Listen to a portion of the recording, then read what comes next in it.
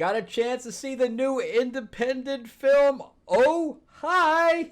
That's literally how it is. Oh, hi. Let's talk about it right now.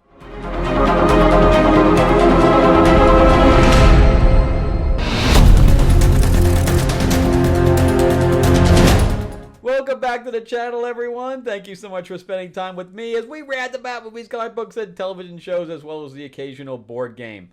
I'm your host, Frank Zanko, an award-winning screenwriter, novelist, and comic book writer, as well as a filmmaker. And yeah, we're going to talk about Oh, Hi. And the Oh, Hi is referring to the vacation spot that they're in from New York. Because the writer-director of this, Sophie Brooks, is living in New York. She is from England, from London, but she resides now in New York. And, so obviously they're on vacation from New York. So it's there's not going to be a whole lot for me to say about this movie. So this was a blind screening.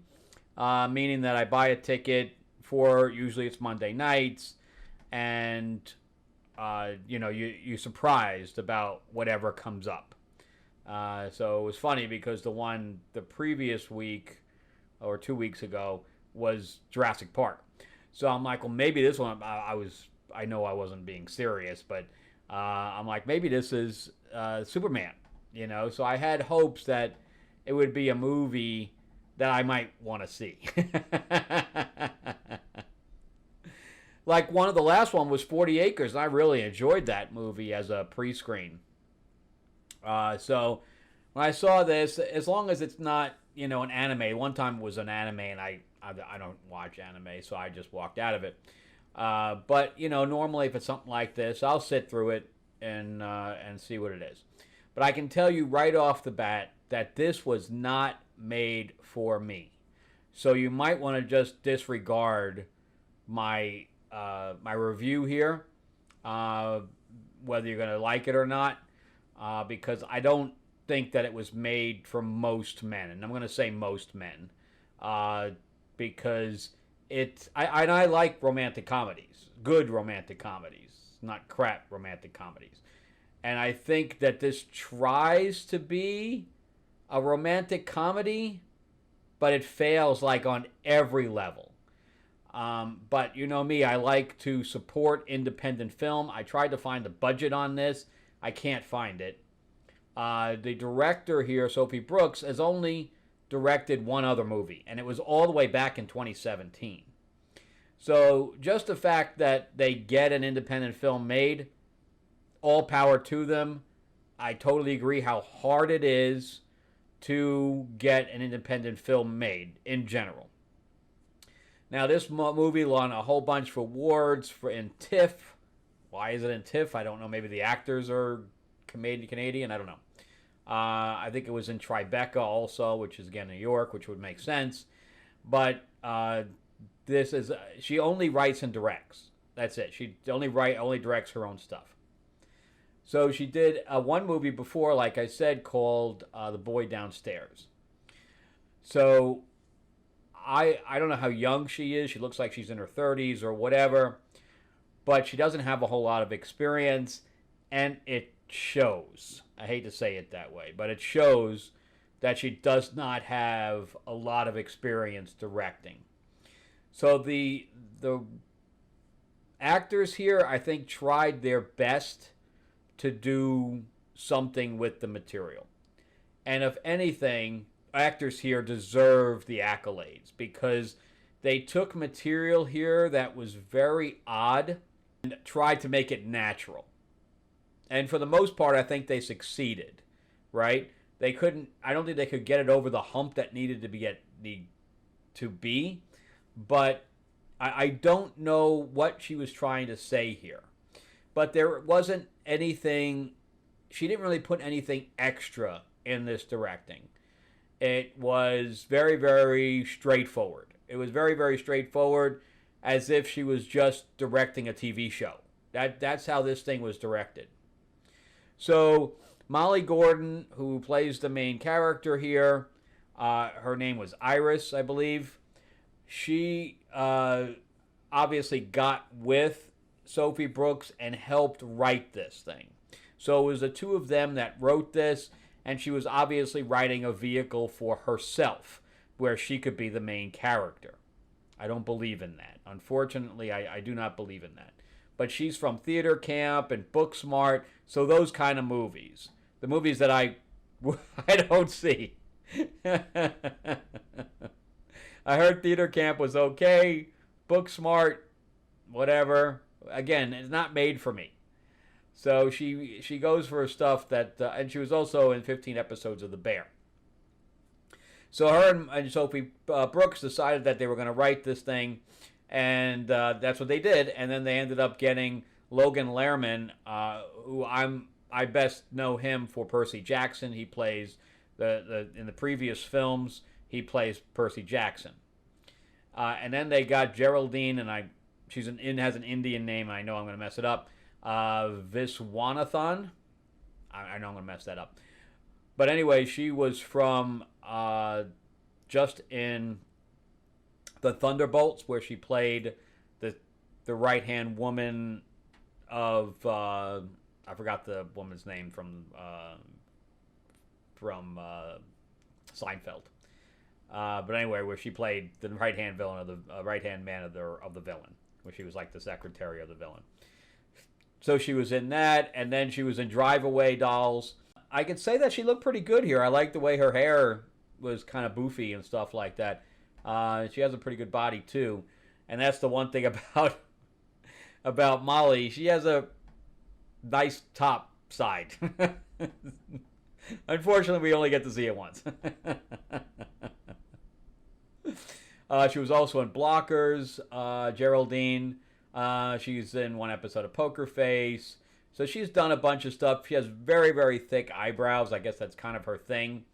I'd like to see if she kind of reduced the size of those things, what she would actually look like. But overall, I'd say she's actually a stronger actress than Molly is. But again, it may have been a directing thing, because Iris is supposed to be a lovable, crazy woman. I don't know how to describe what I just saw. So the storyline, because there's only 4 actors, main actors in the movie. Everybody else is day players. Even the neighbor, who I've seen many times before in other things, David Cross, I'm sure they shot him out in one day too. He's got like 2 scenes. So the basic storyline is that Molly's character, Iris, and Isaac, which is Logan Lerman's character, are dating. Okay? And I'm going to try to keep this as vague as possible, but there's not much plot for me to even play with here. So they're dating, and they decide to go on this vacation to Ojai or High Falls, or however you want to say it, because they have an argument about what it's actually called. And they're driving up there. It's by a lake there. It's like a Airbnb situation. She loves the way this thing looks, blah, blah, blah. They have sex immediately, that kind of thing, because they've been dating for only a few months, so everything's still new. And, so like a half hour of the film is purely the date, this elongated date, until we have that night where they end up finding some kinky lingerie and chains and stuff like that in the closet. And they decide that they're going to tie each other up. Okay? And that all the posters have this and whatever else. So this is not a spoiler. So originally, he ties her up, and she kind of freaks out after a minute. And she says, I thought I could do this, but I can't. And he's like, do you want to switch? So she says yes. So they have some really good sex there while he's tied up, both his ankles and his feet and his arms. So he's completely restrained. And this is the part I just didn't buy, but this is the part that everything from the plot from this point on hinges on, is that he says something to her while he's still restrained. And then she doesn't let him out. That's the plot. That is the plot. And then when she realizes she's in trouble for doing whatever, because again, I don't want to give any spoilers, then she calls her best friend, who is Max, which is Geraldine's character, and her dorky boyfriend, John Reynolds, who is from Stranger Things. His name is Kenny in this. And that's it. Those are the only characters here. I think the most expensive part of this movie is the fact, I don't even know why they even did this. The whole ending makes no sense. Is that he ends up, the truck they came in gets destroyed. And we physically see the car destroyed, which means they had to buy a second car just to bash it up, which added, what, another 100,000 or 150,000 to the budget for no reason? I don't know. You know, even if the truck was only 50 grand, they added that for absolutely no reason. They could have eliminated seeing the truck completely, or even seeing the damage. You could have seen the truck against the tree, and that's all you need to see. You don't need to see the damage. But it just gets silly. It drags on. There's no story. The characters are not likable for the most part. I didn't care whether they continued dating or not. It wasn't really funny. The idea was kind of funny, but after the initial twist, you know, you already waited a half hour where you were trying to make them a couple, and then they're not a couple, and then you don't care because each of them had done things at this point to show that they're not compatible. So when you're doing a romantic comedy, you have to have it so the couple ends up together, right? Or else it's just, you know, why was I just watching this? And that was my biggest problem with La La Land. Everybody loved La La Land. I hated that movie. You know, I went through this whole journey with them and they didn't end up together. I'm like, why the fuck did I just watch this thing? But this movie is way made more for women than it is for men. Men are just going to roll their eyes at it. Most men. I'll keep doing the alleged thing. Most men are going to roll their eyes at this, where they're saying, well, I don't get it. It doesn't make any sense. And the storyline is just, it goes nowhere. It starts nowhere and it goes nowhere. Where the characters, it tries to give the characters arcs, but I don't think it succeeds. Because by the end, like I had a higher opinion of Isaac than I did by the end. And I had a higher opinion of Iris in the beginning than I did at the end. The only characters that kind of remain the same are the best friends. They don't have any arcs at all. They're just there to be other faces. That's it, because you get tired of seeing the two faces. And the plot does not carry, I don't know how long it was, but it's at least an hour and 40 minutes. The plot does not carry an hour and 40 minutes. It just doesn't. And, that's why, I don't know if she did this as a short originally, because Sophie Brooks did 2 shorts. So she's only done 4 things all in. 2 shorts and 1 feature in this.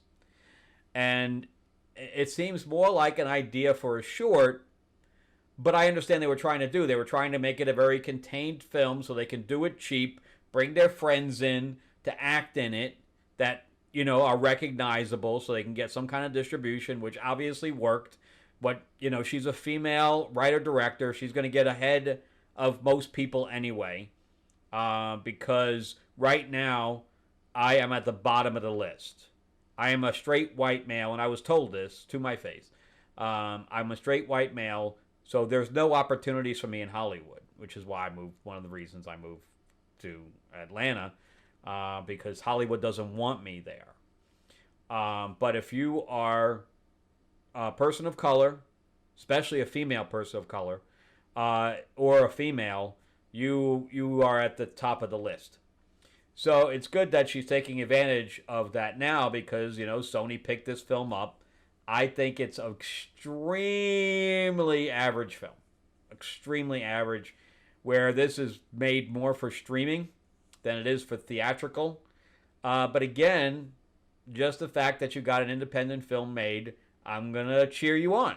You're part of the fam kind of thing, and more power to you. More independent films, please. But not all independent films are going to be good, unfortunately. So this, I'm going to give out of 10, I am going to give this a 4. Again, it wasn't made for me. Other people may think this is better than I did, but great. That's why film is a subjective art form. But is it a date movie? That's the other problem. It's not even a date movie because, there's some graphic sex scenes in here, which is going to make your date feel uncomfortable. And then on top of that, the two characters are at odds for 2/3 of the film. So it doesn't give you the warm love feeling either all the way through to the end. So it's not really even a date film. So I really, unless you're a hardcore, independent film person, it's just, I don't think it's going to appeal to many people. The marketing people are going to have a hard time trying to market this film when it comes out. I'm waiting to see how it gets framed, how the trailer is and stuff like that. I'll be very interested. All right, well, that's it for me. Thank you guys so much for watching. I greatly appreciate it. Remember, too, that I am on Amazon. You can go check out my books just by typing my name in. Fairy Tales of Terror, my new graphic novel, is up on Kickstarter right now. We are about to hit 400 followers for that book because the campaign hasn't launched yet. It's just in pre-launch. So you just get, click the button to get notified when we launch in a few weeks. And we have had tremendous amount of people interested in this book, and I'm really, really excited. They want to see Cinderella murder some people, and they want to see, Tiger Lily chasing after them. We have Captain Hook that's got this big hook, and it's going to be lots of fun going around New York killing people. And also remember to give me that like, give me that thumbs up if you can. If you can't subscribe, please do. Ring that bell, ding, ding. And share this video out there so I can get some more views on it. Thank you guys so much for watching. I greatly appreciate it. You guys have a great week.